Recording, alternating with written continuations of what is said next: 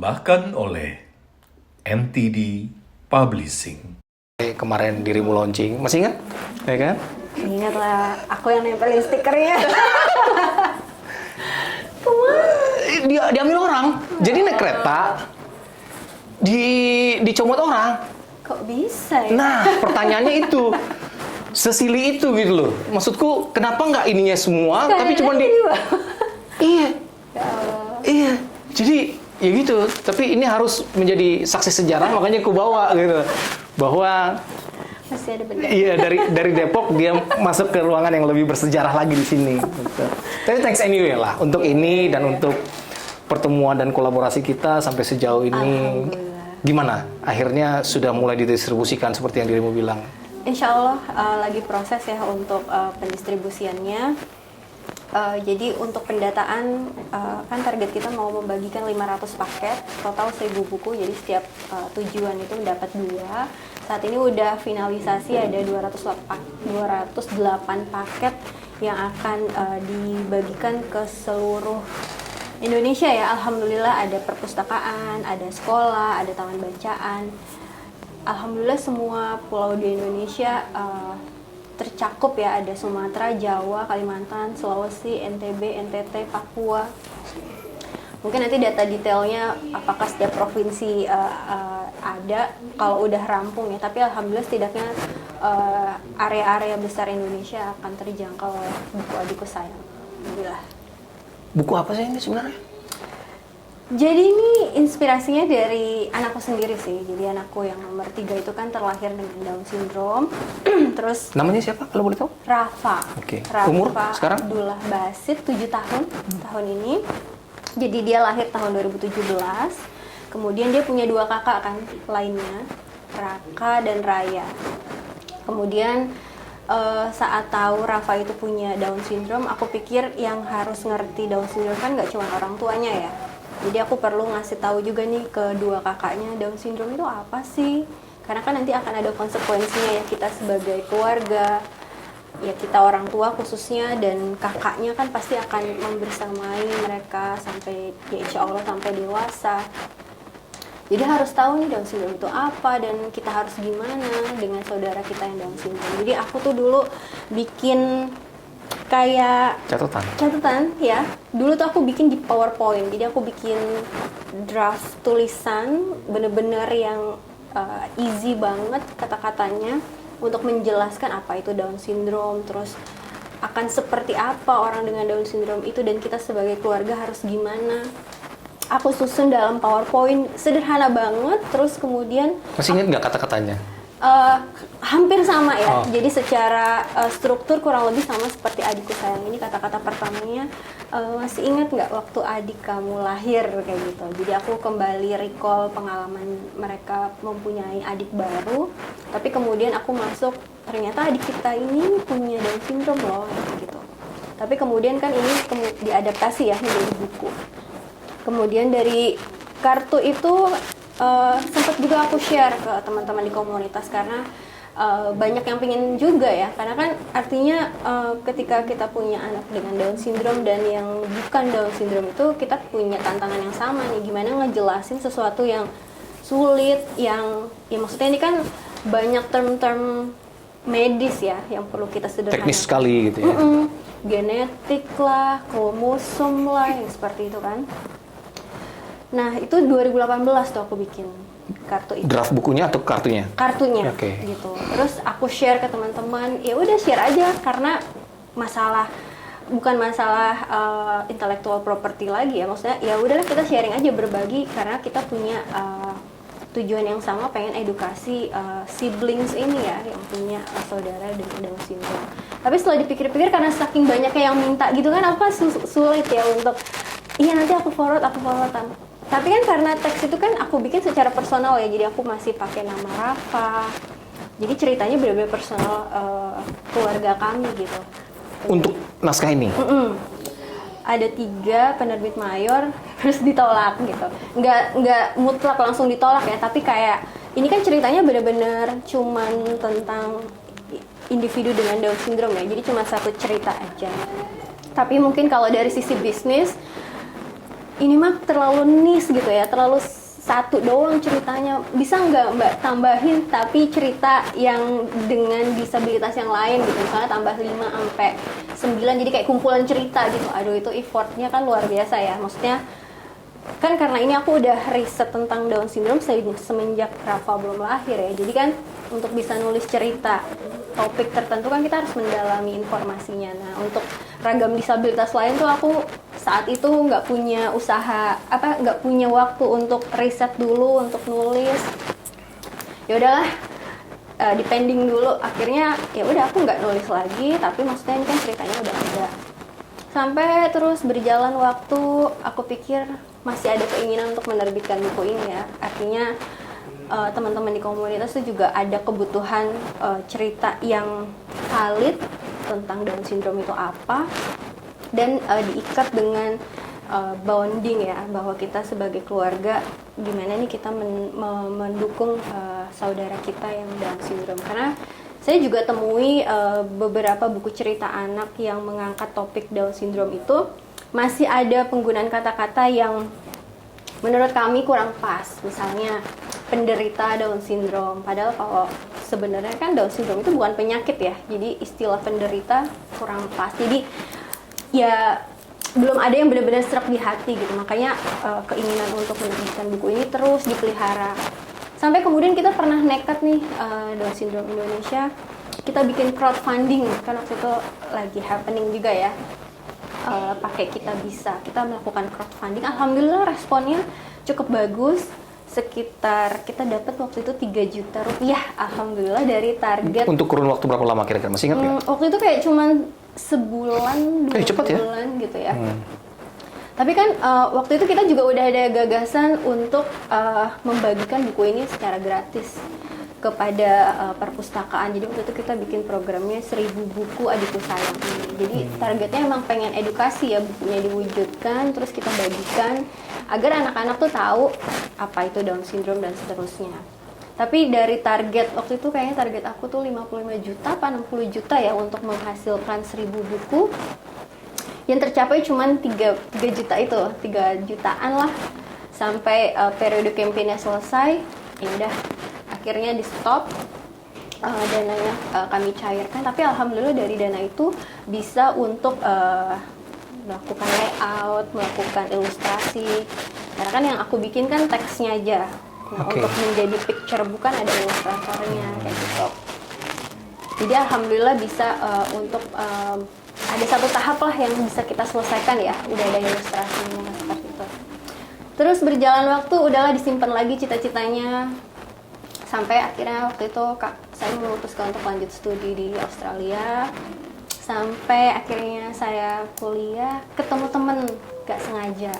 Waktu itu aku lagi ngambil mata kuliah kualitatif.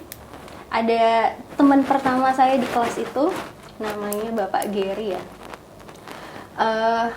Bapak ini udah sepuh, udah senior, sepuh. Masya Allah. Terus tapi dia juga mengambil PhD juga. Nah karena teman pertama jadi mungkin berkesan ya, jadi banyak ngobrol dan seterusnya. Sampai nggak tahu apa, akhirnya saya cerita ya, iya nih saya punya Down syndrome Indonesia, aku punya ide buku, bla bla bla bla bla. Ngobrol aja, nggak ada tendensi apapun.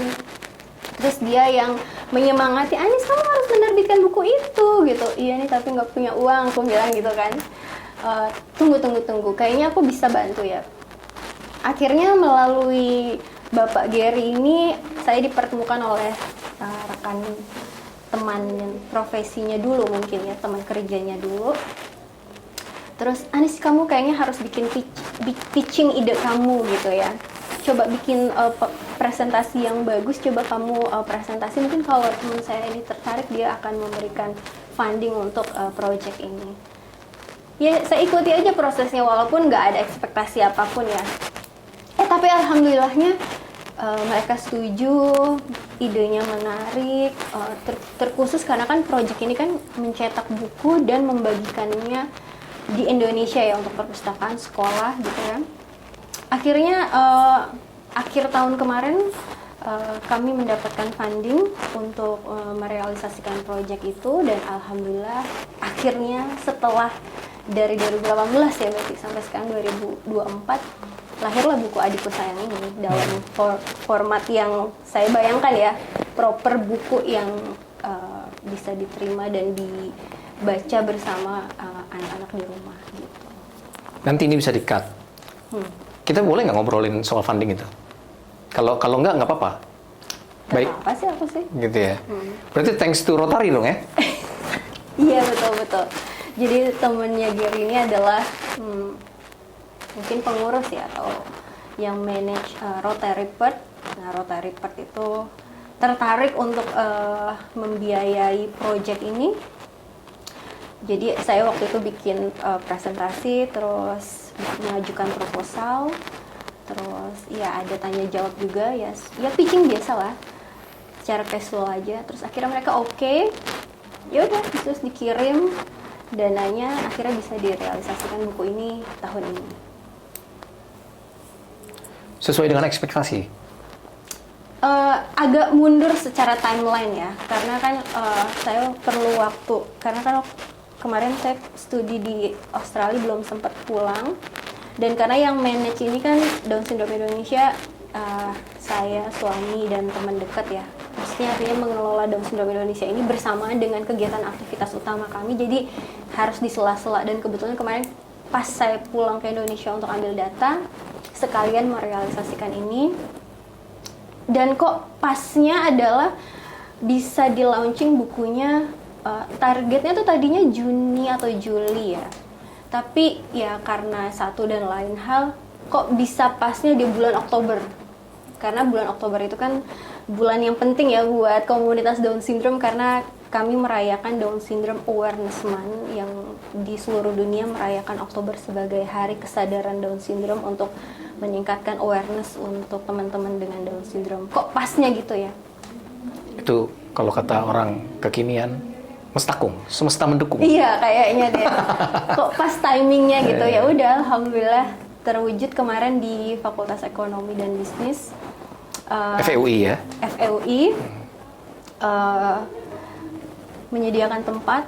Terima kasih teman-teman Departemen Manajemen membolehkan kami melakukan launching di sana, mengundang teman-teman dari komunitas Down Syndrome seperti Potat, juga teman-teman dekat ya, karena proyek ini benar-benar apa ya, terjadi karena teman ya, teman saya, teman suami, semuanya berkontribusi volunteer ya untuk buku ini bisa terwujud. Jadi the power of friendship.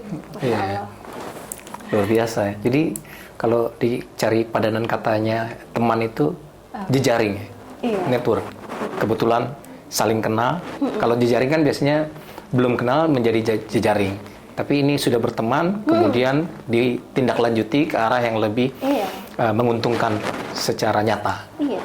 Siapa sangka pertemanan 10 atau belasan tahun lalu masih bisa kumpul lagi, bisa kompak lagi untuk proyek yang apa ya? Ya mungkin kalau bisa dibilang kayak random ya, dari aktivitas utama kita dengan profesi kita masing-masing, terus tiba-tiba come up dengan ide proyek ini yang akhirnya ya terwujud gitu. Seneng banget, bersyukur banget sih. Soal ide, aku udah baca buku yang spektakuler ini. Kenapa ya? Karena aku datang di tempat launchingnya. Kalau nggak datang, nggak aku bilang spektakuler, nggak guyon. Yang menarik adalah ini ceritanya tentang usaha dari si penulis. Kalau dari sisi aku sebagai pembaca ya, dari sisi penulis yang mau membantu orang lain yang juga mungkin punya niatan menjelaskan tentang konteks Down Syndrome itu di anggota keluarganya. Apa itu benar? Atau ada motivasi lain? Itu motivasi utama saya itu ya. Jadi mengenai, karena kalau dibaca ini teksnya, mungkin kalau ada teman-teman penulis buku anak ya, kan kalau bisa katanya kaidahnya menulis buku anak itu jangan menggurui gitu ya. Terus jangan karena ada power relation nih antara orang dewasa sama anak. kecil kan katanya gitu.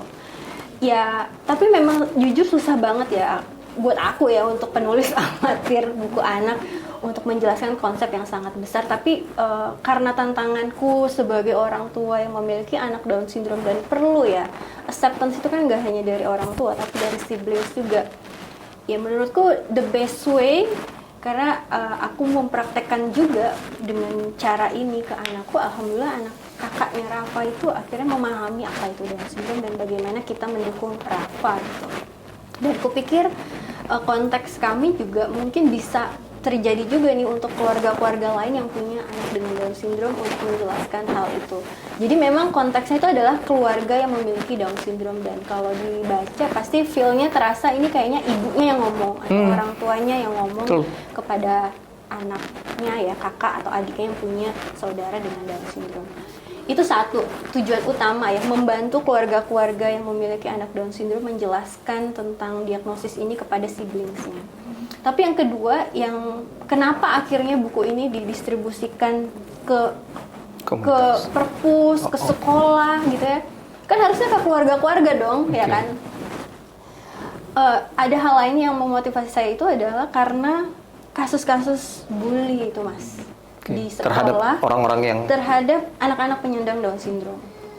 Karena memang karakteristik khas dari anak-anak Down syndrome ini memang pada akhirnya mereka punya potensi risiko dibully di sekolah atau di lingkungan oleh teman sebaya. Ya, karena anak saya juga yang nomor 2 pernah diginiin sama temannya. Ya, namanya kan Raya. Kok kamu mau sih punya adik kayak gitu? Kok bisa tahu kalimat itu? Cerita. Oh, oke. Kok kamu mau sih punya adik kayak gitu? Aku sih nggak mau digituin. Aku tuh yang dengar tuh langsung dek gitu ya. Seolah nggak terima. Iya, maksudnya, tapi di sisi lain kan yang ngomong juga anak-anak ya. Tapi aku jadi penasaran apa reaksi anakku kalau temennya ngomong kayak gitu. Aku nggak apa-apa punya adik kayak Rafa, dia baik tahu, kamu aja yang nggak tahu. Itu tuh di satu sisi aku merasa bersyukur ya, berarti kan artinya dia fight untuk adiknya, dan dia menerima adiknya, dan dia bisa bilang, Rafa, kamu aja nggak tahu, Rafa baik kok, Rafa seru kok gitu ya. Berarti kan dia punya pengalaman positif bersama adiknya, dan dia bisa ngasih tahu temennya, kamu aja nggak tahu, adikku tuh menyenangkan kok gitu ya. Yang artinya kan dari interaksi kami di rumah ada muatan-muatan ya yang kayaknya nih berhasil nih ya untuk kakaknya bisa jadi protect ya adiknya dikatakan kurang baik lah istilahnya sama temennya. Jadi aku pikir mungkin nih anak-anak di sekolah kurang tahu apa itu Down syndrome ya. Ya kan karena nggak tahu makanya mungkin dia seperti itu. Jadi harapanku tuh jadi media edukasi juga ya buat sekolah-sekolah untuk ini loh ada tools untuk ngasih tahu anak-anak Down syndrome ini kayak gini. Biar ketika mereka tahu dia kan jadi bisa mengaplikasikan ya. Bagaimana ketika berinteraksi dengan temannya yang dengan Down syndrome ini gitu. Sehingga di sisi lain resiko bully ini bisa kita cegah dengan memberikan edukasi ke teman-temannya.